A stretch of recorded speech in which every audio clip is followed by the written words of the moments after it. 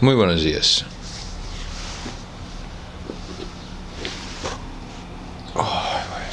¿Quién me jaló mi cabello?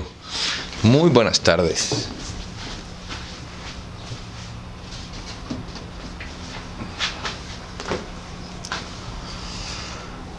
Bloopers. Y lo voy a dejar. Muy buenas noches. Tengan todos ustedes, mis queridos amigos, mis queridas amigas. Y por supuesto, claro que sí, todos ustedes, los confundidos que están en medio. Bienvenidos una vez más a este su programa favorito, El Círculo de Lectura. Y estamos aquí para continuar con esta pieza de la literatura fantástica, de la literatura interesante latinoamericana.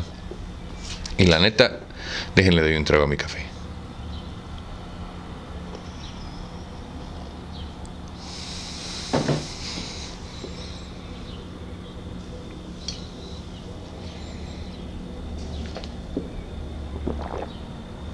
Me confunde, güey, estaba como que un poco raro la cámara hoy. O el raro, tal vez soy yo. Eso sí. Pero bueno, estamos aquí para continuar leyendo a Jorge Luis Borges. Las grandes obras del siglo XX. Poesía y prosa. Jorge Luis Borges. Y estamos leyendo, o vamos a leer, El Encuentro. A Susana Bombal. Muchas gracias a ti por venir. Acuérdate que estos son pequeños cuentos. Vamos a leer un par. Yo creo que unos 3, dependiendo de qué tan largos, qué tan cortos estén.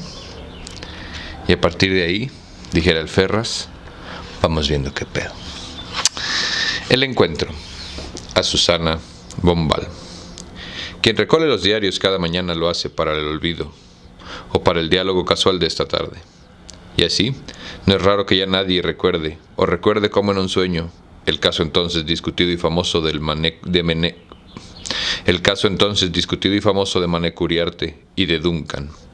El hecho aconteció por lo demás hacia 1910, el año del cometa y del centenario. Y son tantas las cosas que desde entonces hemos poseído y perdido. Los protagonistas ya han muerto. Quienes fueron testigos del episodio juraron un solemne silencio. También yo alcé la mano para jurar, y sentí la importancia de aquel rito, con toda la romántica seriedad de mis 9 o 10 años. No sé si los demás advirtieron que yo había dado mi palabra, no sé si guardaron la suya. Sea lo que fuere, aquí va la historia, con las inevitables variaciones que traen el tiempo y la buena o la mala literatura. Mi primo Lafinur me llevó esa tarde a un asado en la Quinta de los Laureles. No puedo precisar su topografía. Pensemos en uno de esos pueblos del norte, sombreados y apacibles que van declinando hacia el río y que nada tienen que ver con la larga ciudad y con su llanura. El viaje en tren duró lo bastante como para que me pareciera tedioso, pero el tiempo de los niños, como se sabe, fluye con lentitud. Había empezado a oscurecer cuando atravesamos el portón de la Quinta. Ahí estaban. Sentí las antiguas cosas elementales, el olor de la carne que se dora, los árboles, los perros, las ramas secas, el fuego que reúne a los hombres. Los invitados no pasaban de una docena. Todos gente grande. El mayor, lo supe después, no había cumplido aún los 30 años. Eran, no tardé en comprender, doctos en temas de los que sigo siendo indigno. Caballos de carrera, sastrería, vehículos, mujeres notoriamente costosas. ¿Ya viste? Como el concepto de mujer de alta demanda, ¿no? Nada es nuevo, naco. Era una ciudad de plástico. ¿Nunca han escuchado esa canción? Eran, no tardé en comprender, doctos en temas de los que yo sigo siendo indigno. Caballos de carrera, sastrería, vehículos, mujeres notoriamente costosas. Nadie turbó mi timidez, nadie reparó en mí. El cordero, preparado con diestra lentitud por uno de los peones, nos demoró en el largo comedor. Las fechas de los vinos se discutieron. Había una guitarra. Mi primo, creo recordar, entonó la tapera, y el gaucho, de Elías Régules, y unas décimas en lunfardo. en el menesteroso lunfardo de aquellos años, sobre un duelo a cuchillo con una casa de la calle, sobre un duelo a cuchillo en una casa de la calle Junín, trajeron el café y los cigarros de hoja. Ni una palabra de volver. Yo sentía, la frase es de Lugones, el miedo de lo demasiado tarde. No quise mirar el reloj. Para disimular mi soledad de chico, entre mayores, apuré sin agrado una copa o dos. Uriarte propuso a gritos a Duncan un póker mano a mano. Alguien objetó que de esa manera de jugar solía ser muy pobre y sugirió una mesa de 4. Espérenme. Ya, es que no chingues, güey, perdónenme, pero tengo uno de esos,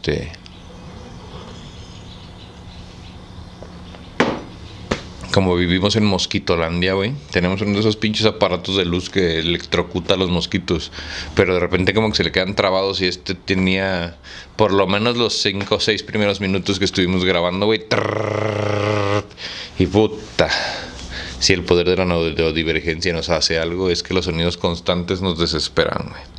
En fin, después de este brebaje cultural que no te importe que no pediste, es que interrumpes mucho la lectura. Huevos.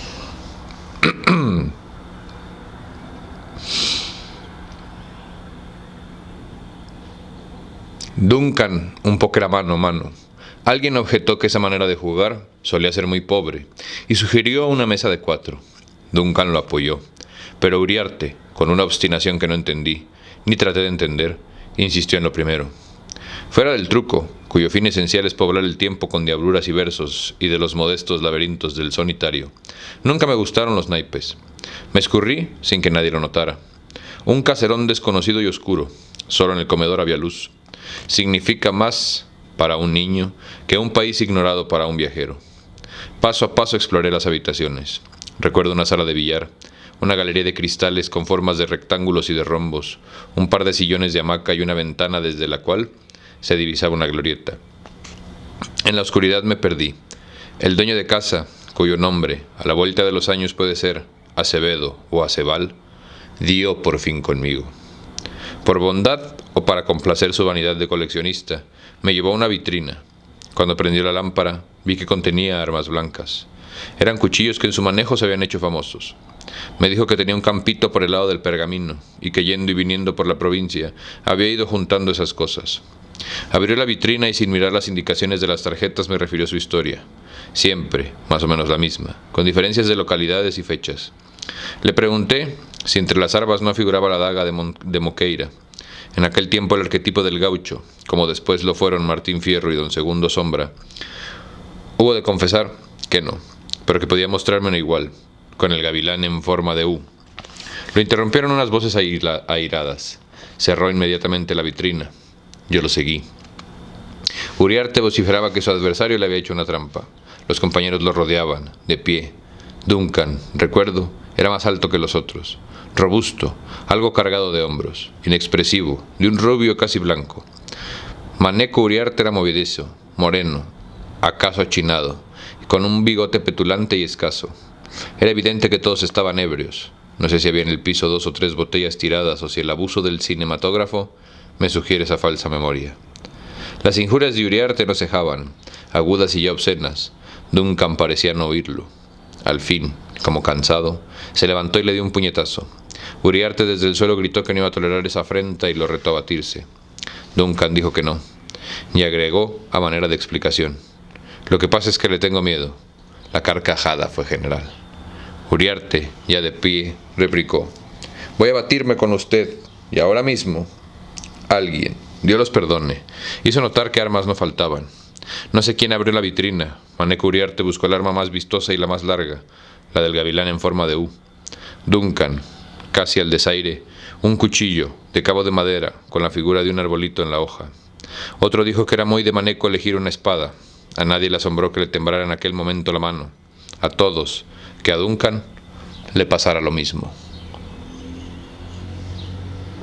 Siento que son las cosas que deberíamos de retomar, güey, los duelos. O sea, imagínate cuánto psicólogo hay en el mundo que lo hace y lo hay a sabiendas de que no hay nada que lo detenga, güey. Porque la neta, seamos honestos, güey, o sea, la ley no sirve de nada, es nada más para controlar a los pendejos. Es como los semáforos, güey.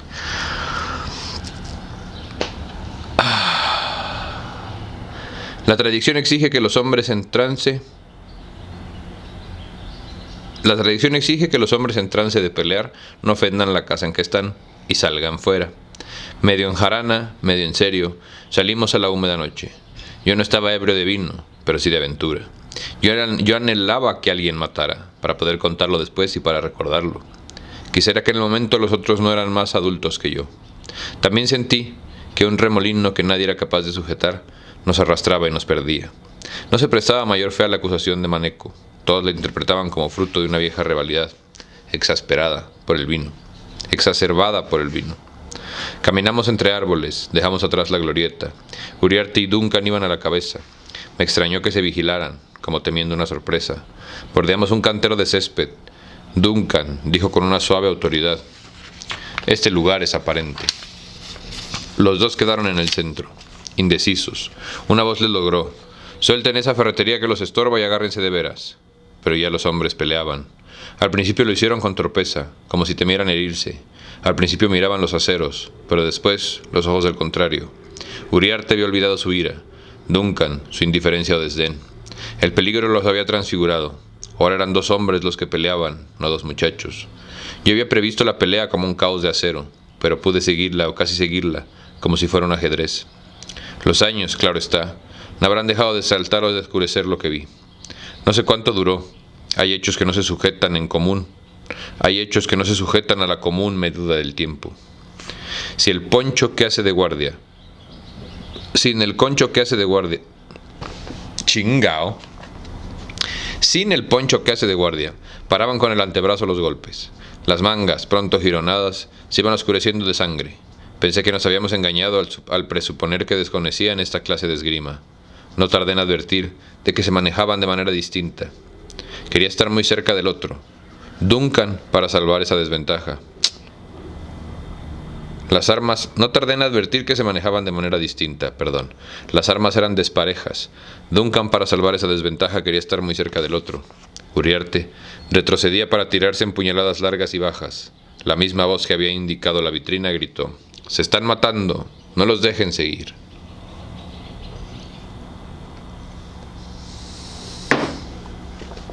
Nadie se atrevió a intervenir. Uriarte había perdido terreno. Duncan entonces lo cargó. Ya casi se tocaban los cuerpos. El acero de Uriarte buscaba la cara de Duncan.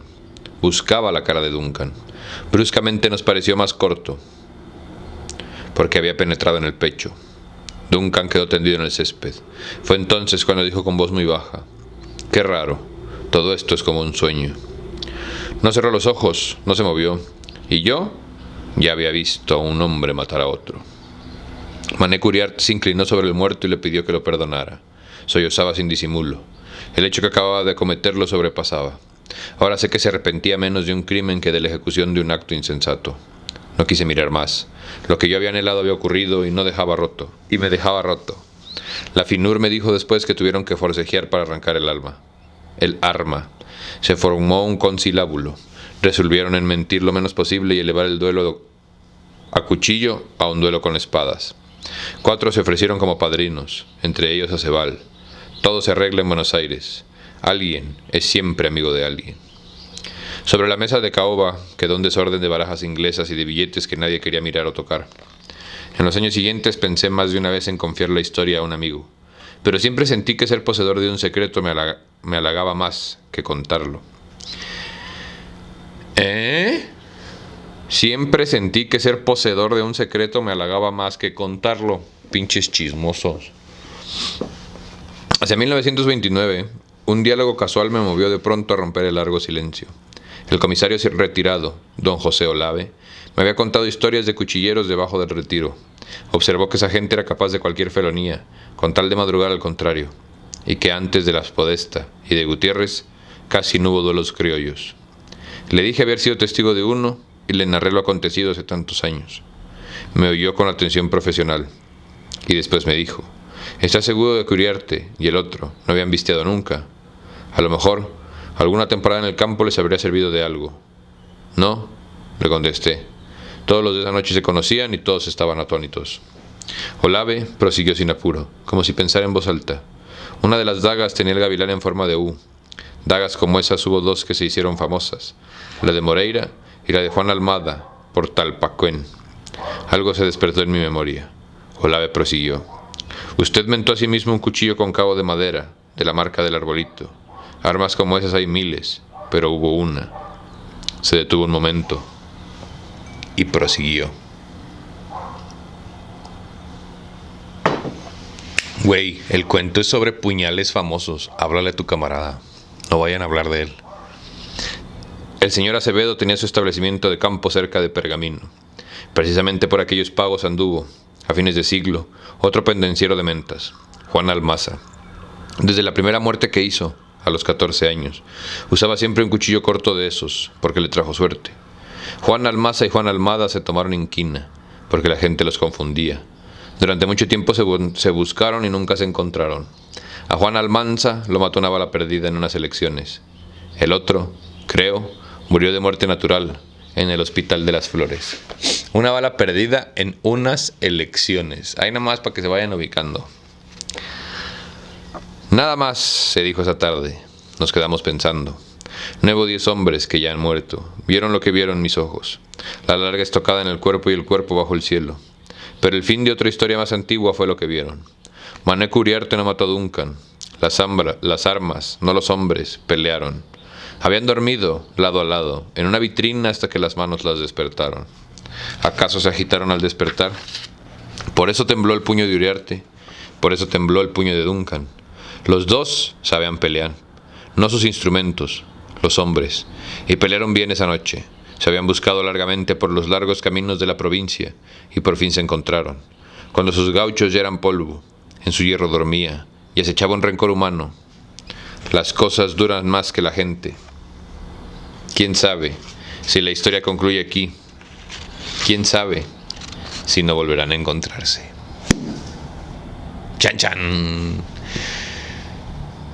Nunca había pensado eso, fíjate. Bueno, sí, o sea, sí había pensado esta parte como de que las cosas tienen vibra, ¿no? Como le dicen los hippies, y que todo tiene como que una personalidad, güey, ¿no? Te puedo decir que, por ejemplo, tuve un bochito que le pusimos nombre y solo prendía cuando lo prendía yo, güey. No tenía truco, no tenía llave, no tenía clave, güey. O sea, claro que tenía llave, pues, pero ya ves que hay algunos que les tienes que picar como unos botones acá a la Toretto, güey. El mío no prendía, si no lo prendía yo, güey. He tenido muchísimas cosas que cuando les hablo bonito funcionan mejor que cuando no les hablo bonito. Y piénsalo tú, güey, cuando te hablan bonito funcionas mejor, güey, ¿no? Te abres como flor, mi queridísima Pétalo. Entonces, pues, muchas gracias a ti por venir. ¿Continuamos? Bebé, mi mero mole.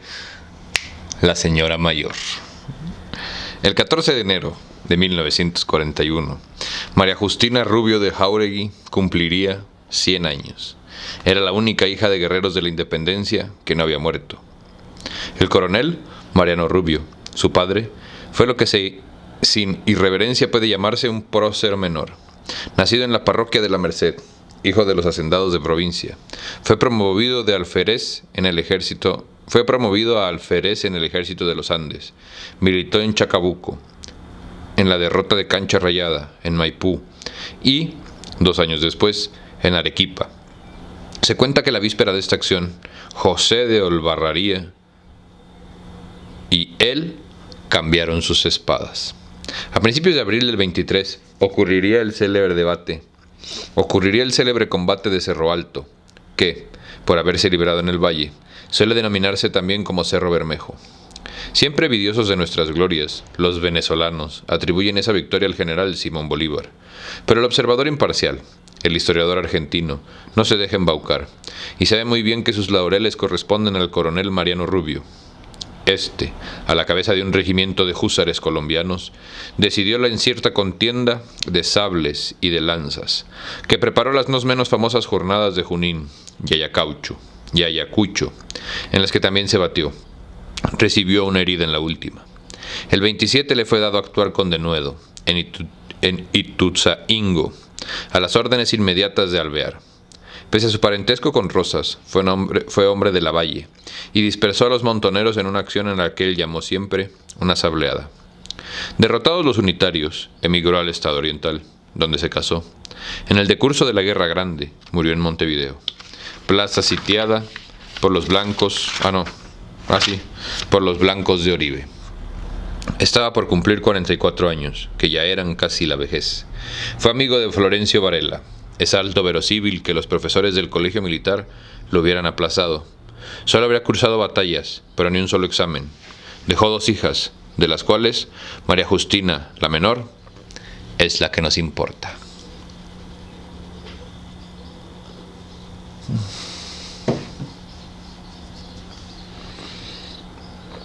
A fines del 53, la vida del coronel y sus hijas se fijaron en Buenos Aires. No recobraron el establecimiento del campo confiscado por el tirano, pero el recuerdo de esas leguas perdidas, que no habían visto nunca, perduró largamente en la familia. A la edad de 17 años, María Justina casó con el doctor Bernardo Jáuregui, que, aunque civil, se batió en Pavón, bien Cepeda, y murió en el ejercicio de su profesión durante la fiebre amarilla. Dejó un hijo y 2 hijas. Mariano, el primogénito, era inspector de rentas y solía frecuentar la Biblioteca Nacional y el archivo, urgido por el propósito de escribir una exhaustiva biografía del héroe, que nunca terminó y que acaso no empezó nunca. La mayor, María Elvira, se casó con un primo suyo, un Saavedra, empleado del Ministerio de Hacienda. Julia con un señor Molinari, que aunque de apellido italiano, era profesor de latín y una persona de lo más ilustrada. Omito a nietos y a bisnietos. Basta que mi lector se figure una familia honrosa y venida a menos, presidida por una sombra épica, por la hija que nació en el desierto. Vivían modestamente en Palermo, no lejos de la iglesia de Guadalupe, donde Mariano recordaba aún haber visto, desde un tranvía de la Gran Nacional, una lengua que bordeaba uno de otro rancho, una laguna que bordeaba uno que otro rancho de ladrillo sin revocar, no de chapas de zinc. La pobreza de ayer era menos pobre que la de ahora, que la que ahora nos depara la industria. Puta, qué frase más relevante para el día de hoy, güey. La pobreza de ayer era menos pobre que la que ahora nos depara la industria. También las fortunas eran menores. La casa de los Rubio ocupaba los altos de una mercería del barrio. La escalera lateral era angosta. La baranda, que estaba a la derecha, se prolongaba en uno de los costados del oscuro vestíbulo, donde había una percha y unas sillas. El vestíbulo daba a la salita con múltiples tapizados, y la salita al comedor, con muebles de caoba y una vitrina. Las persianas de hierro, siempre cerradas por temor a la resolana, dejaban pasar una media luz. Me acuerdo de un olor a cosas guardadas. En el fondo estaban los dormitorios, el baño, un patiecito con pileta de lavar y la pieza de la sirventa. En toda la casa no había otros libros que un volumen de Andrade, una monografía del héroe, con adicciones manuscritas, y el diccionario hispanoamericano de Montaner y Simón, adquirido porque lo pagaban a plazos y por el mueblecito correspondiente. Contaban con una pensión que siempre les llegaba con atraso y con el alquiler de un terreno, único resto de la instancia, antes vasta, en Lomas de Zamora. En la fecha de mi relato, la señora mayor vivía con Julia, que había enviudado y con un hijo de ésta. Seguía abominando de Artigas y de Rosas, y de Urquiza. La primera guerra europea, que le hizo detestar a los alemanes, de los que sabía muy poco. Fue menos real para ella que la Revolución del 90, y que la carga de Cerro Alto, desde 1932. Había ido apagándose poco a poco. Las metáforas comunes son las mejores, porque son las únicas verdaderas, profesaba. Por supuesto, la fe católica, lo cual no significa que creyera en un Dios, que es uno y es tres, ni siquiera en la inmortalidad de las almas. Murmuraba oraciones que no entendía y las manos movían el rosario. En lugar de la Pascua y del Día de Reyes había aceptado la Navidad, así como el té en vez del mate. Las palabras protestante, judío, masón, hereje y ateo eran para ellos sinónimas y no querían decir nada. Pues sí.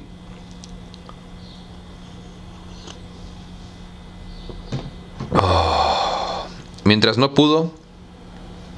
pudo, no hablaba de españoles sino de godos, como lo habían hecho sus padres.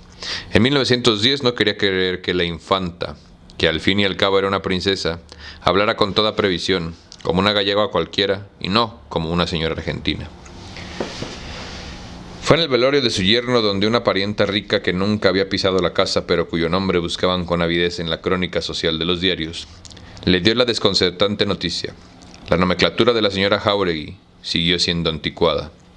Hablaba de la calle de las Artes, de la calle del Temple, de la calle del Buen Orden, de la calle de la Piedad, de las dos calles largas, de la plaza del Parque y de los portones. La familia afectaba con estos arcaísmos, afectaba esos arcaísmos que eran espontáneos en ella. Decían, orientales y no uruguayos. No salía de su casa. Quizá no sospechaba que Buenos Aires había ido cambiando y creciendo. Los primeros recuerdos son los más vividos. La ciudad que la señora se figuraba del otro lado de la puerta de la calle sería muy anterior a la del tiempo en que tuvieron que mudarse del centro. Los bueyes de las carreras descansarían en la playa del Once, y las violetas muertas aromarían las quintas de Barracas. Ya no sueño más que con muertos. Fue una de las últimas cosas que le oyeron decir. Nunca fue tonta, pero no había gozado, que yo sepa, de placeres intelectuales. Ya vamos a la mitad. Le quedarían los que da la memoria y después el olvido.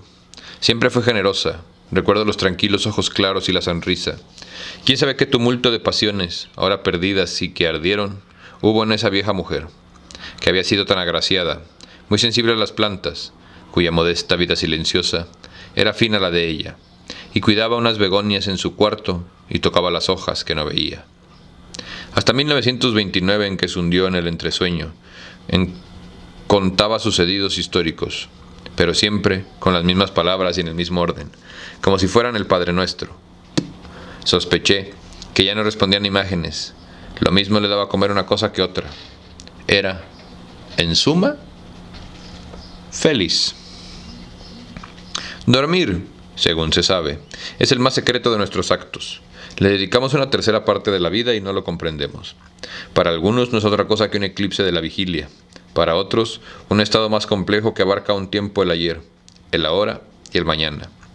Para otros, una no interrumpida serie de sueños. Decir que la señora de Jáuregui pasó 10 años en un caos tranquilo es acaso un error. Cada instante de esos 10 años puede haber sido un puro presente, sin antes ni después. No nos maravillemos demasiado de este presente que contamos por días y por noches, y por los centenares de las hojas de muchos calendarios, y por ansiedades y hechos. Es el que atravesamos cada mañana, antes de recordar, y cada noche antes del sueño.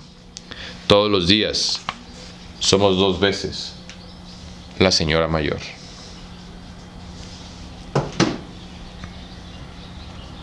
¿Qué está chingue y chingue?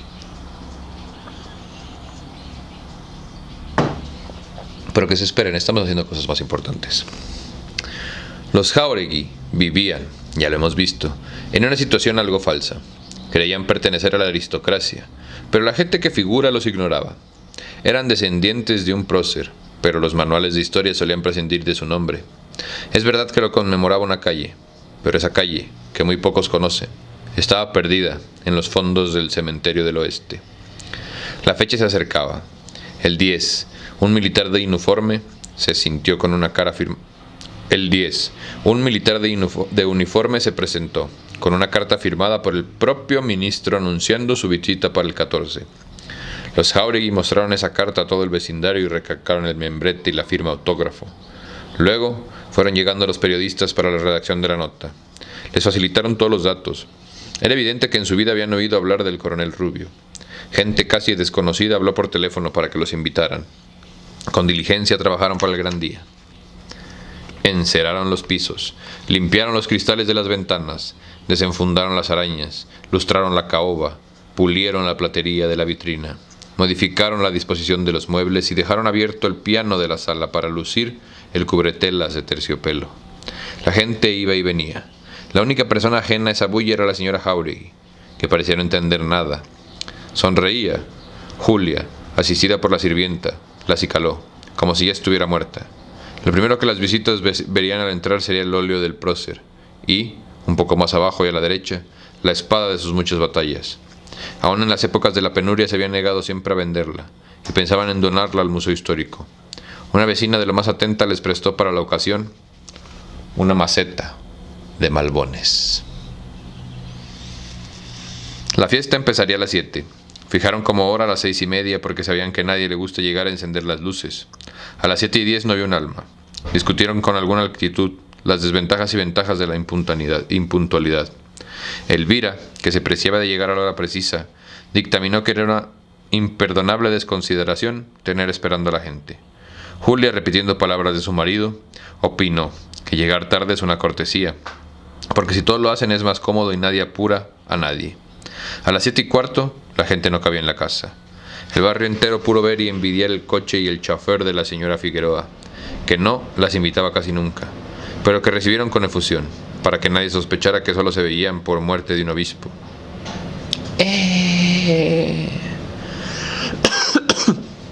El presidente envió a su decán, un señor muy amable, que dijo que para él era todo un honor estrechar la mano de la hija del héroe de Cerro Alto. El ministro, que tuvo que retirarse temprano, leyó un discurso muy conceptuoso, en el cual, sin embargo, se hablaba más de San Martín que del coronel Rubio. La anciana estaba en su sillón, contra unos almohadones, y a ratos inclinaba la cabeza o dejaba caer el abanico. Un grupo de señoras distinguidas, las damas de la patria, le cantaron el himno que pareció no oír. Los fotógrafos dispusieron a la concurrencia en grupos artísticos y prodigaron sus fogonazos. Las copitas de Oporto y de Jerez no se daban abasto. Descorcharon varias botellas de champán. La señora Jáuregui no articuló una sola palabra. ¿Acaso ya no sabía quién era? Desde esa noche guardó cama. Cuando los extraños se fueron, la familia improvisó una pequeña cena fría. El olor del tabaco y del café ya había disipado el tenue benjuí. Los diarios de la mañana y de la tarde mintieron con lealtad. Ponderaron la casi milagrosa retentiva de la hija del prócer, que es archivo elocuente de 100 años de la historia argentina. Julia quiso mostrarle esas crónicas. En la penumbra, la señora mayor seguía inmóvil, con los ojos cerrados. No tenía fiebre. El médico le examinó y declaró que todo andaba bien. A los pocos días murió. La irrupción de la turba, el tumulto insólito, los fogonazos, el discurso, los uniformes, los repetidos apretones de manos y el ruidoso champán habían apresurado su fin. Tal vez creyó que era la mazorca que entraba. Pienso en los muertos de Cerro Alto. Pienso en los hombres olvidados de América y de España que perecieron bajo los cascos de los caballos. Pienso que la última víctima de ese tropel de lanzas en el Perú sería, más de un siglo después, una señora anciana. Y con eso termina el cuento de la señora mayor. ¿Cuántas historias como ella no hay, no, güey? Que simplemente son una foto, que simplemente son una historia para la prensa o para la estirpe política que nos gobierna. ¿Y por qué lo permitimos, güey?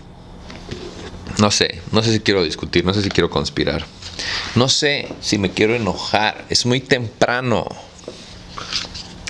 El informe Brody. Es un ejemplar del primer volumen de Las 1001 noches. Gran libro, por cierto. De Lane, Londres, 1839. Que me consiguió mi querido Paulino Keynes. Descubrimos el manuscrito que ahora traduciré al castellano. La esmeralda caligrafía, arte que las máquinas de escribir nos están enseñando a perder. Sugiere que fue redactado por esta misma fecha. Lane prodigó, según se sabe, las extensas notas explicativas. Los márgenes abundan en adicciones, en signos de interrogación y alguna vez en correcciones, cuya letra es la misma del manuscrito. Diríase que a su lector le interesaron menos los prodigiosos cuentos de Sharazad que los hábitos del Islam. De David Brody, cuya firma extornada de una rúbrica figura al pie, nada he podido averiguar, salvo que fue un misionero escocés, oriundo de Aberdeen, que predicó la fe cristiana en el centro de África, y luego en ciertas regiones selváticas del Brasil, tierra a la cual lo llevaría a su conocimiento del portugués. Ignoro la fecha y el lugar de su muerte. El manuscrito, que yo sepa, no fue dado nunca a la imprenta. Traduciré fielmente el informe, compuesto en un inglés incoloro, sin permitirme otras omisiones que las que de algún versículo de la Biblia y la de un curioso pasaje sobre las prácticas sexuales de los yahoos, que el buen presbiteriano confió pudorosamente al latín, Falta la primera página. No sabía que los Yahoos eran un pueblo, güey. Está escrito igual que la página. YHWS. Órale. De la región que infestan los hombres monos, Apemem, tienen su morada los Mlch. Doy a la CH el valor que tiene la palabra Yoch, nota del autor, que llamaré Yahoos, para que mis lectores no olviden su naturaleza bestial, y porque una precisa transliteración es casi imposible, dada la ausencia de vocales en su áspero lenguaje. Los individuos de la tribu no pasan, creo, de 700, incluyendo los Nr, que habitan más al sur, entre los matorrales. La cifra que he puesto es conjetural, ya que, con excepción del rey, de la reina y de los hechiceros, los Yahoos duermen donde los encuentran la noche, sin lugar fijo. La fiebre parúdica y sus incursiones continuas de los hombres monos disminuyen sus números. Solo unos pocos tienen nombre. Para llamarse lo hacen arrojándose fango. He visto asimismo a Yahoos que, para llamar a un amigo, se tiraban por el suelo y se revolcaban. Físicamente no difieren de los Crow, salvo por la frente más baja y por cierto tinte cobrizo que amengua su negrura. Se alimentan de frutos, de raíces y de reptiles. Beben leche de gato y de murciélago, y pescan con la mano. Se ocultan para comer o cierran los ojos. Lo demás lo hacen a la vista de todos, como los filósofos cínicos. Devoran los cadáveres crudos como de los hechiceros y de los reyes, para asimilar su virtud. Les eché en cara esa costumbre, se tocaron la boca y la barriga, tal vez para indicar que los muertos también son alimento, pero este caso es demasiado sutil, para que yo entendiera que todo lo que comemos es, a la larga, carne humana. Pues sí. Eres lo que comes, ¿no dicen por ahí? Y a ti te está comiendo alguien que está casado, imagínate, no. En sus guerras usan las piedras, de las que hacen acopio, y las impregnaciones y las imprecaciones mágicas. Andan desnudos. Las artes del vestido y el tatuaje les son desconocidas. Es digno de atención el hecho de que, disponiendo de una meseta dilatada y herbosa, en la que hay manantiales de agua clara y árboles que dispensan la sombra, hayan optado por amontonarse en las ciénagas que rodean la base, como deleitándose en los rigores del sol ecuatorial y de la impureza. Las laderas son ásperas, y formarían una especie de muro contra los hombres monos. En las tierras altas de Escocia, los clanes erigían sus castillos en la cumbre de un cerro. He alegado este uso a los hechiceros, proponiéndolo como ejemplo, pero todo fue inútil. Me permitieron, sin embargo, armar una cabaña en la meseta donde el aire de la noche es más fresco. La tribu está regida por un rey, cuyo poder es absoluto, pero sospecho que los que verdaderamente gobiernan son 4 hechiceros que lo asisten y que lo han elegido. Cada niño que nace está sujeto a un detenido examen. Si presenta ciertos estigmas, que no me han sido revelados, es elevado al rey de los Yahoos. Acto continuo lo mutilan. He is gelded. Le queman los ojos y le cortan las manos y los pies, para que el mundo no distinga de la sabiduría. Para que el mundo no lo distraiga de la sabiduría. Verga. Vive confinado en una caverna, cuyo nombre es el Alcaraz, Kzr, en la que solo pueden entrar los 4 hechiceros y el par de esclavas que lo atienden y lo untan en estiércol. Si hay una guerra, los hechiceros lo sacan de la caverna, lo exhiben a la tribu para estimular su coraje y lo llevan, cargado sobre los hombros, a lo más recio del combate, a guisa de bandera o de talismán. En tales casos lo común es que muera inmediatamente, bajo las piedras que le arrojan los hombres monos. En otro alcázar vive la reina, a la que no le está permitido ver a su rey. Esta se dignó recibirme. Era sonriente, joven y agraciada, hasta donde lo permite su raza. Pulseras de metal y de marfil, y collares de dientes adornaban su desnudez. Me miró, me husmeó, y me tocó, y concluyó por ofrecérseme, a la vista de todas las azafatas. Mi hábito, my cloth, y mis hábitos me hicieron declinar ese honor que suele conceder a los hechiceros y a los cazadores de esclavos, por lo general musulmanes, cuyas califas, cafilas, caravanas, cruzan el reino. Me hundió 2 o 3 veces el alfiler de oro en la carne. Tales pinchazos son las marcas del favor real, y no son pocos los Yahoos que se los infieren, para simular que fue la reina la que los hizo. Los ornamentos que he enumerado vienen de otras regiones. Los Yahoos los creen naturales, porque son incapaces de fabricar el objeto más simple. Pero la tribu, mi cabaña, era un árbol, Para la tribu mi cabaña era un árbol, aunque muchos me vieron edificarla y me dieron su ayuda. Entre otras cosas yo tenía un reloj, un casco de corcho, una brújula y una Biblia. Los yahoos las miraban y sopesaban y querían saber dónde las había recogido. Solían agarrar por la hoja mi cuchillo de monte, sin duda lo veían de otra manera. No sé hasta dónde hubieran podido ver una silla. Una casa de varias habitaciones construiría un laberinto para ellos, pero tal vez no se pierdan, como tampoco un gato se pierde, aunque no puede imaginársela. A todos les maravillaba mi barba, que era bermeja entonces. La acariciaban largamente. ¿Te albureo? ¿O tú puedes solo? Son insensibles al dolor y al placer, salvo al grado que les dan la carne cruda y rancia y las cosas fétidas. La falta de imaginación los mueve a ser crueles. He hablado de la reina y del rey, pero ahora a los hechiceros. He escrito que son 4. Este número es el mayor que abarca a su aritmética. Cuentan con los dedos 1, 2, 3, 4. Muchos, el infinito empieza con el pulgar. Lo mismo me aseguran ocurre con las tribus que merodean en las inmediaciones de Buenos Aires, con Y. Pese a que el 4 es la última cifra de que disponen, los árabes que trafican con ellos no los estafan, porque en el canje todo se divide por lotes de 1, de 2, de 3 y de 4, y de cada cual pone a su lado. Las operaciones son lentas, pero no admiten el error o el engaño. De la nación de los yahoos, los hechiceros son realmente los únicos que han suscitado mi interés. El vulgo les atribuye el poder de cambiar en hormigas o en tortugas a quienes así lo desean.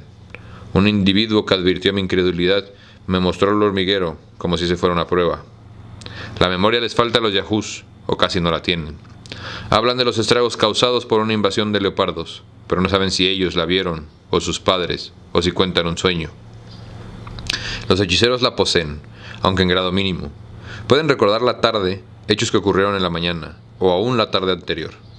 Goza también de la facultad de la previsión. Declaran con tranquila certidumbre lo que sucederá dentro de 10 o 15 minutos. Indican, por ejemplo, una mosca me rozará la nuca, o no tardaremos en oír el grito de un pájaro. Centenares de veces he atestiguado este curioso don. Mucho cavilado sobre él. Sabemos que el pasado y el presente y el porvenir ya están, minucia por minucia, en la profética memoria de Dios. En su eternidad. Lo extraño es que los hombres puedan mirar, indefinidamente hacia atrás, pero no hacia adelante. Si recuerdo con toda nitidez aquel velero de alto bordo, que vino de Noruega cuando yo contaba apenas 4 años, ¿a qué sorprenderme del hecho de que alguien sea capaz de prever lo que está a punto de ocurrir? Filosóficamente, la memoria no es menos prodigiosa que la adivinación del futuro. El día de mañana está más cerca de nosotros que la travesía del Mar Rojo por los hebreos, que, sin embargo, recordamos. A la tribu le está vedado fijar los ojos en las estrellas, privilegio reservado a los hechiceros. Cada hechicero tiene un discípulo a quien instruye desde niño en las disciplinas secretas y que lo sucede a su muerte. Así, siempre son 4, número de carácter mágico, ya que es el último que alcanza la mente de los hombres. Profesan a su modo la doctrina del infierno y del cielo. Ambos son subterráneos. En el infierno, que es claro y seco, morarán los enfermos, los ancianos, los maltratados, los hombres mono, los árabes y los leopardos.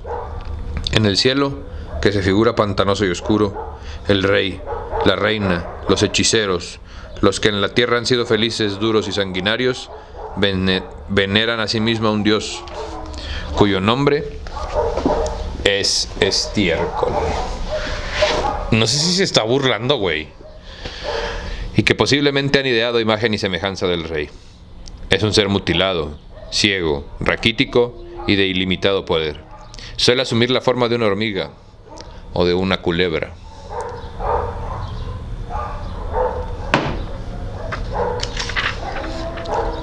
A nadie le asombraría, después de lo dicho, que durante el espacio de mi estadía no lograra la conversación de un solo yahoo. La frase Padre Nuestro los perturbaba, ya que carecen del concepto de la paternidad. No comprenden que un acto ejecutado hace 9 meses pueda guardar alguna relación con el nacimiento de un niño. No admiten una causa tan lejana y tan inverosímil. Por lo demás, todas las mujeres conocen el comercio carnal, y no todas son madres. El idioma es complejo. No se asemeja a ningún otro de los que yo tenga noticia. No podemos hablar de partes de la oración, ya que no hay oraciones. Cada palabra monosílaba corresponde a una idea general que se define por el contexto o por los visajes. La palabra nurs, por ejemplo, sugiere la dispersión de las manchas. Puede significar el cielo estrellado, un leopardo o una bandada de árboles. La viruela, lo salpicado, el acto de derramar o la fuga que sigue a la derrota. Hurl, en cambio, indica lo apretado o lo denso. Puede significar la tribu, un tronco, una piedra, un montón de piedras, el hecho de apilarlas, el congreso de los 4 hechiceros, la unión carnal y un bosque. Pronunciada de otra manera o con otros visajes, cada palabra puede tener un sentido contrario. No nos maravillemos con exceso. En nuestra lengua natal, el verbo to cleave vale por hendir y adherir. Por supuesto, no hay oraciones, ni siquiera frases truncas.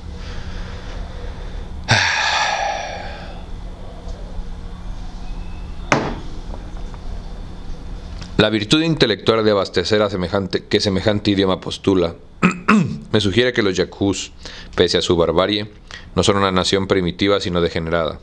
Confirman esta conjetura las inscripciones que he descubierto en la cumbre de la meseta y cuyos caracteres, que se asemejan a las runas que nuestros mayores grababan, ya no se dejan descifrar por la tribu. Es como si éste hubiera olvidado el lenguaje escrito y solo le quedara el oral. Las diversiones de la gente son las riñas de gatos adiestrados y las ejecuciones. Alguien es acusado de atentar contra el pudor de la reina o de haber comido a la visita de otro. No hay declaración de testigos ni confesión al rey. Y el rey dicta su fallo condenatorio. El sentenciado sufre tormentos que trato de no recordar, y después lo lapidan. La reina tiene el derecho de arrojar la primera piedra y la última, que suele ser inútil. El gentío pondera su destreza y su hermosura de sus partes y lo aclama con frenesí, arrojándole rosas y cosas fétidas. La reina, sin una palabra, sonríe. Otra costumbre de la tribu son los poetas.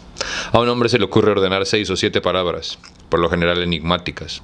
No puede contenerse y las dice a gritos, de pie, en el centro de un círculo que forman, tendidos en la tierra, los hechiceros y la plebe.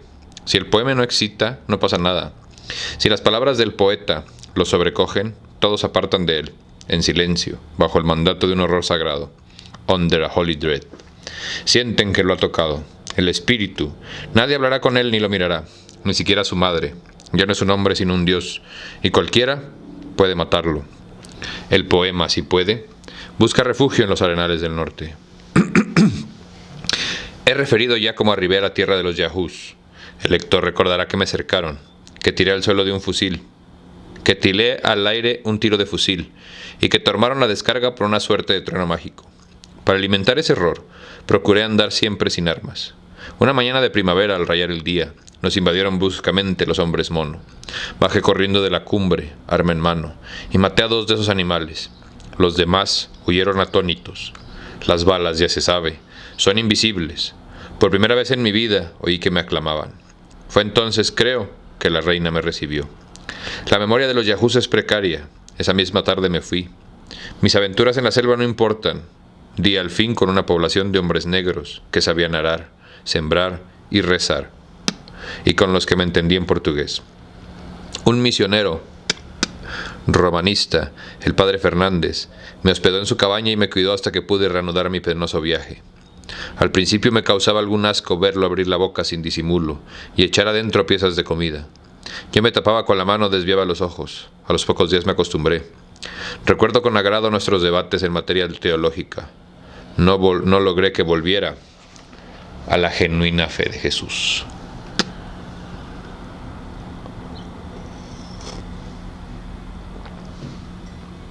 Escribo ahora en Glasgow. He referido mi estadía entre los Yahús, pero no su horror esencial, que nunca me deja del todo, y que me visita en los sueños. En la calle creo que me cercan aún. Los Yahús, bien lo sé, son un pueblo bárbaro, quizá el más bárbaro del orbe, pero sería una injusticia olvidar ciertos rasgos que los redimen. Tienen instituciones, gozan de un rey, manejan un lenguaje basado en conceptos genéricos. Creen, como los hebreos y los griegos, en la raíz divina de la poesía, y adivinan que el alma sobrevive a la muerte del cuerpo. Afirman la verdad de los castigos y de las recompensas. Representan, en suma, la cultura como la representamos nosotros, pese a nuestros muchos pecados. No me arrepiento de haber combatido en sus filas contra los hombres mono. Tenemos el deber de salvarlos. Espero que el gobierno de su majestad no desoiga lo que se atreve a sugerir este informe. Ay, Borges, sí, con eso terminamos el capítulo de hoy. No sé si me gustó el último cuento, güey, la verdad. No entendí bien, la neta. Y ya leí Las Mil y Una Noches y fíjate que no me acuerdo de ese cuento, güey. O sea, no sé si esté sacado de contexto, si le falté algo o qué, pero te voy a explicar algo para que veas cómo en realidad todos seguimos contando con la mano, güey. Esta es una mano. Yo soy una persona, afortunadamente, ¿no? Soy un ser humano. Mano. Entonces, nada es coincidencia, güey. Acuérdate que el nombre que te ponen es el primer embrujo al que te vuelven... Es el primer hechizo al que te amarran, pues, por así decirlo, güey. No me creas. Acuérdate también que aunque no creas en ciertas cosas, como por ejemplo en la energía o las vibras, hermano... Pues es una contradicción, güey, porque ¿cómo no podrías creer en las Biblias y en las Biblias, ¿Cómo no podrías creer en las energías o en las vibras y sí creer en el internet? A ver, mi queridísimo todo tibio.